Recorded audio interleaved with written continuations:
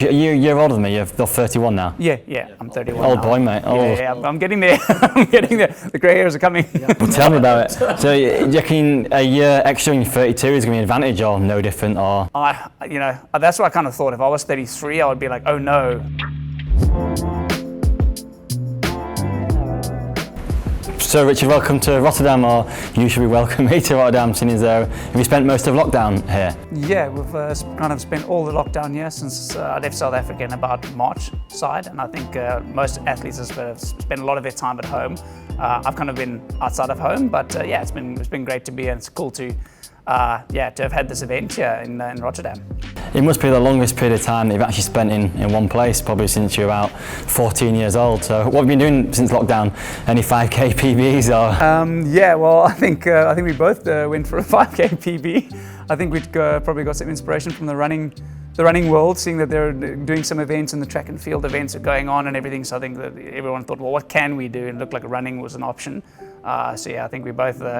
I think yours was a bit more official than mine. Mine was like, okay, let's make a 5k loop somewhere and do it. Yeah, I had to get that in, man. Mine was an accurate race, which actually counts. I don't believe a Garmin 5k, I'm joking. No, yours was very, very fast. But yeah, mine was, I was pleased with that. It's the fastest I've ever run, so that's a good thing for me in a race. And I think a lot of British athletes have done lots of PBs over the last few weeks, and I think it's been really interesting for athletes that have, for the first time in their career, have been able to spend time at home and not have the pressure of races coming up, and just be able to train consistently for 6 months. And I got, like I said, PB, and I'm pleased with that. And hopefully I can bring that into triathlon season. And you've been trying out all sorts of new shoes and all sorts of bits of kit. And have you chosen any shoes, any favourites? I haven't chosen any favourites yet, but and I'm also not allowed to mention certain shoes either, which is also appalling. But no, I definitely think some of the Skechers shoes are pretty cool.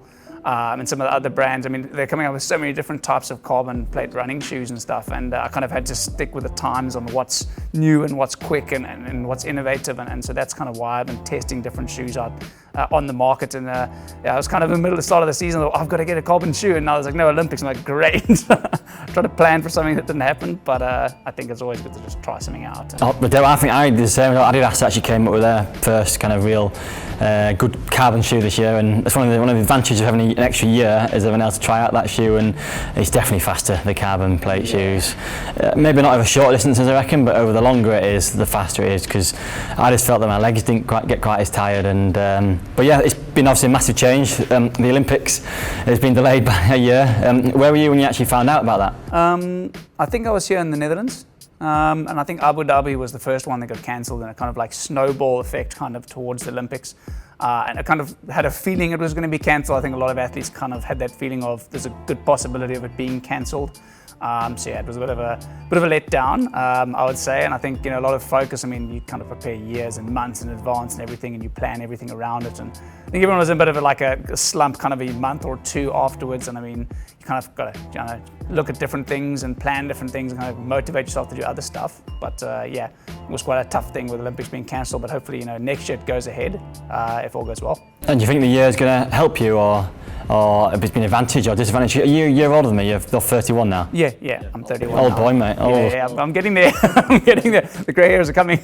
Well, tell me about it. So do you reckon a year extra when you're 32 is going to be an advantage or no different? Or? That's what I kind of thought. If I was 33, I would be like, oh no, next year is 34. That's kind of when you start losing your peak a bit. Oh, you think you lose it at 34? Heavy? I think heavy, I wouldn't say is the exception, but no, it's definitely a sly fox, that one. But no, I definitely think I think it depends on how long you've been racing, how much you want, how much you want it type of thing as well, and how you plan your season and everything, really. But no, I don't think it makes a hell of a lot of difference. I think it's actually been a blessing in disguise in some regard. I think a lot of athletes kind of, well, I don't say don't know where home is, but I mean, when you're just traveling 24/7 all year, it's actually nice to actually be in one place for one time for a longer period of time now. Yeah, I agree, and I think for me as well, I think the year should be an advantage. I know athletes kind of always tell themselves it's going to be an advantage, and we're very good at looking on the bright side of life. But I think it will be. I think for me, I've had a couple of years of not my finest few years, with injuries and stuff like that. So it's been a period for me to get over all those injuries and have a clear bit of training for 6 months for once, and then hopefully that should help next year, because I kind of believe if you build the foundation one year, you kind of get the rewards the year after, and I'm hoping that next year should be a good year. And I also think as you get older in that Olympics, it's not actually going to be that much different, because it's not going to be like a London Olympics where the run's going to be running 29 minutes low. I think it's going, because of the heat, it's going to be just a real tough man's course, and I think the older athletes could be a bit of an advantage there. Well, I hope so. We hope so. Anyway. Yeah, no, I think definitely your experience and then racing in the heat with certain things as well, and how you pace things and all those different types of things. Like London was like crazy fast speed running course, and I think all courses are probably different and fair to different athletes in some regard, but I think definitely, you know, depends on like kind of how you get used to things and how you prepare for it and everything like that. But I think the race from this past weekend, there was definitely kind of that direction of heat for sure. Being indoors and cycling indoors and running indoors definitely get really hot. And you've always been really good in the heat. Have you? Is that just from growing up in South Africa and or pacing or efficiency? I would guess so. Growing up in Africa, I think in the summer when here in the Netherlands, when it's like over 30, people are like saying, "Oh, it's so hot," and I'm like, man, that's like sometimes it's 30 by 9 o'clock in the morning in South Africa in the summer, and I'm like, today is going to be hot. And so I think training in the heat when it's over 40 degrees, going out running and stuff is probably helps a little bit towards that. And same with Henry, he like lives in Durban, which is like the hottest place you can go to train in summer in South Africa. And so yes, definitely I think he also does well in the heat as well. But I kind of actually prefer the cold races a little bit too as well. I don't know why, but hot and cold, I like the extremes. It kind of makes it kind of fun. Well, you got a British and a South African passport, haven't you? Or do you not have your British one anymore? Oh, no, I've still got both. Maybe that's why you're good in the cold and the heat then, because you've got both sides. My mother came from the UK, so kind of maybe I can get both of those. There you go, you got both sides. Yeah. So I think the first time I probably raced you was at a triathlon, maybe with 13, 14, 15, something like that. I think it was World Champs in Rimini. Yeah, Rimini or in Gio. I was Gio. I crashed. That's the first time. I remember you had a battle with Alistair. You actually beat Alistair. I remember watching the podium that day. Were you first, Alistair second? Yeah, I think it was something like that. Yeah, I remember that. But we obviously had lots of battles over the years. What do you reckon's been your favourite battle or closest battle with either me or Alistair? I think the closest battle has probably been with Alistair in London the one year where we had the sprint finish down the thing. 2014. I can't say I've been all that fortunate to race against you guys and run all that much over the last 10 years, but definitely the ones that, and I think Yokohama as well, the one year as well, we had Heavy, yourself, Ali and myself and Mario, I think, and there was like the 5 of us running together on the run, and it was like really hot, and I kind of remember that one was also pretty tough. Yeah, I remember the sprint finish in London in 2014, yeah, I just remember first time I've been in a triathlon where with 500 metres to go, there's 6 or 7 of you there, and you're thinking, right, am I actually going to have to think about this tactically? In the end, I didn't have the legs anyway, so tactics for me were not important. But we'd obviously had lots of battles, and we've all spent my whole career basically trying to stay away from you on the swim the bike, and then hopefully we'd have to see you. But obviously in Rio, I remember you running incredibly fast there and kind of chasing us down, and then you got very close to the bronze medal. And also, obviously, in my Cozumel moment, I remember you there. You finished fourth again. So chasing us down again. So I basically spent my whole career getting chased down by you. So I've been chasing and you've been getting chased down. So that's me about it. Yeah. I think my main strength as a triathlete is kind of all-round consistency across the swim, bike and run. I like to think I should be there on the front on the swim, near the front in the front pack. I should be one of the strongest bikers on the bike course. Technically maybe not as good as I could be, but kind of power-wise over 10-15 minutes, I think I'm good at that. And then my run when I'm fit and healthy, it should be one of the quickest as well. That's what I like to feel anyway. My transitions aren't very good, I think they're a bit of weakness, and then kind of fine areas of triathlon.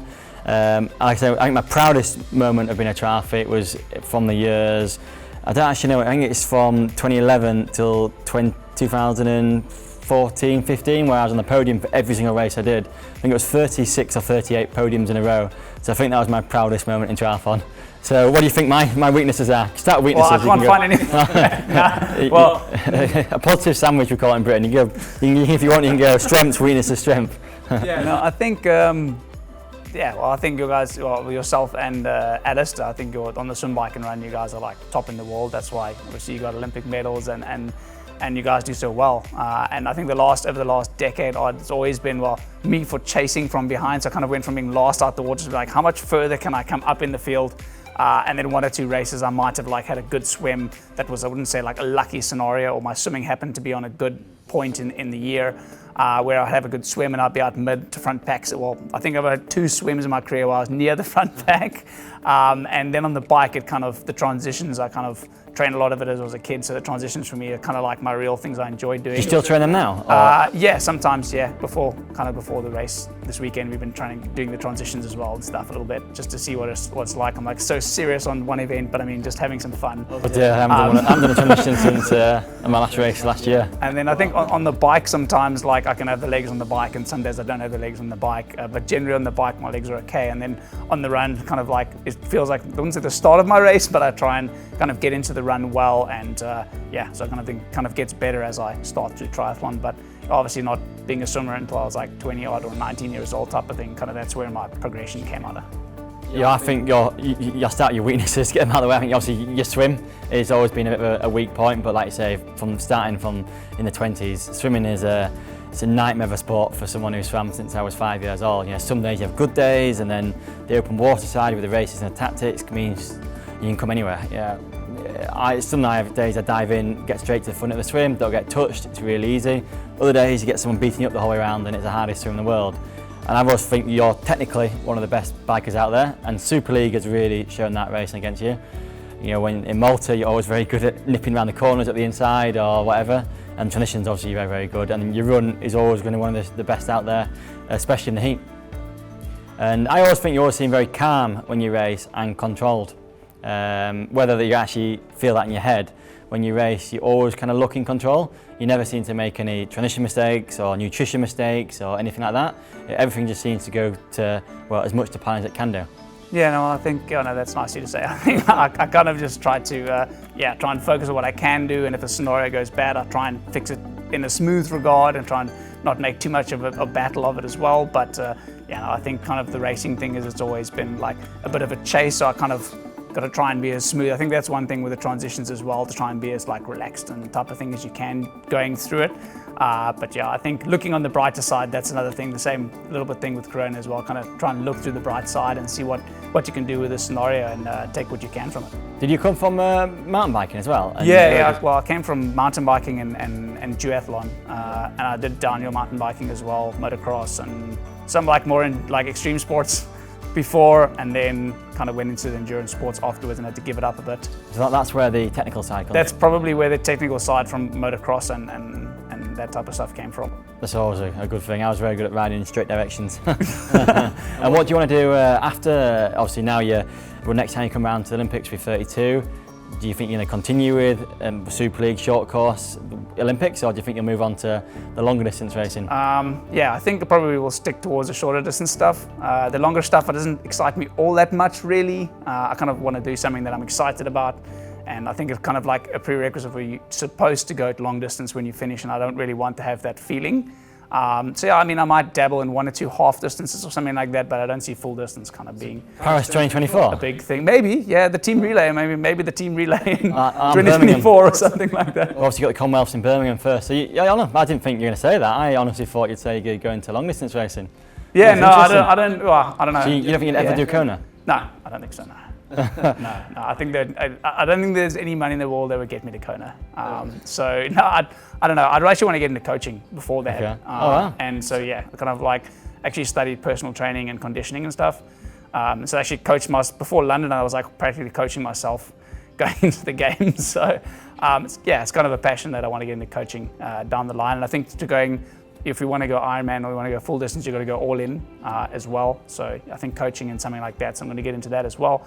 And then kind of just dabble with 1 or 2 half distances and that type of stuff. But I think the first half distance I had a real bad representation of doing one. I probably should have picked off an easier race really. But I think maybe I'll see how it goes, but I don't see myself going super long now. Because in coaching, you've been through all different kind of types of coaches, haven't you? You said you coach yourself, you've been part of Joel Filio's squad, and now you're coached by the Dutch coach. Yeah, by Louis. Louis. Yeah, so you must have been a whole range of different coaches. Yeah. I had a South African coach at the start, and then I was coaching myself, and so it was a combination of the two. And now we actually have kind of 2 swim coaches, and we have the coach Louis who does our biking and running. So we have interesting group of people, and it kind of depends on where we go as to which coach we kind of work with or what environment. But And you train with your kilfer most of the time? yeah, kind of every day. That must be intense. Yeah, that's tell me about it. No, it's quite a nice. I mean, we kind of both work with each other quite well because I can kind of do a certain intensity of training and it works for me and it also works for her.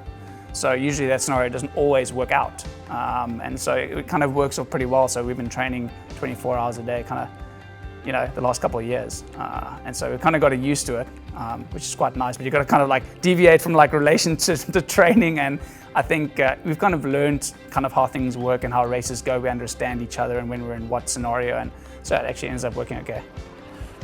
Fair play to you. That deserves a medal. I think I need a break.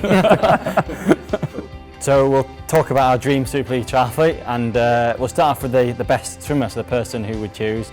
And for me, it's got to be Richard Varga. Obviously, a great mate of mine and an unbelievable swimmer. I think I knew you would say Richard Varga, and I was going to say Henry Schumann, but I was also going to say Varga as well.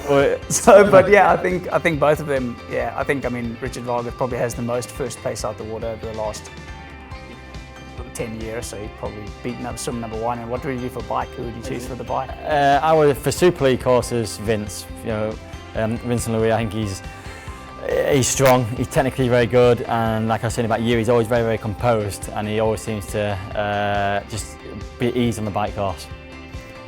I might actually choose Hayden Wild. Yeah. That's quite. I think Hayden Wild or Anthony Pujades might be one of the. I think in the from Super League side of things of racing, them or Blumenfeld might be the. If it's a technical course, I'd probably go with Hayden Wild, and probably Blumey for more of a flat course. I think the Super League racing really, really suits Hayden. He's really good at it. Just in and out of the corners and everything. He's really good. So yeah, I'll give you that, Hayden. So we'll go Varga, Hayden, and then for the run, the fastest runner in the kind of long, obviously Olympic distance course. Mario has probably got one of the fastest runs that we've ever seen, but I don't actually know. In Super League you want a sprint finish, so I'd have to go Vince for the run, because he's going to be one of the first out of transition. He's always going to have that sprint finish as well, whereas in Super League Mario might struggle on that sprint finish. Yeah, I think I'll also probably choose Vince, especially for the sprint. If you come down to a sprint, and if Jake Birtwistle was still racing Super League, well, he wasn't racing, but if he was there, it would be really interesting to see Jake Birtwistle versus Vince sprint. Because I think he beat him once in Hamburg, so I kind of thought like maybe he might have the edge over him on a 5K. Yeah. So. And then transitions, Jonas Schomburg's pretty impressive with them. I've watched him a few times. I still don't know how fast how he does it, but he's just unbelievable at transitions. Yeah, so I've got to go for him. He does claim I do. Yeah.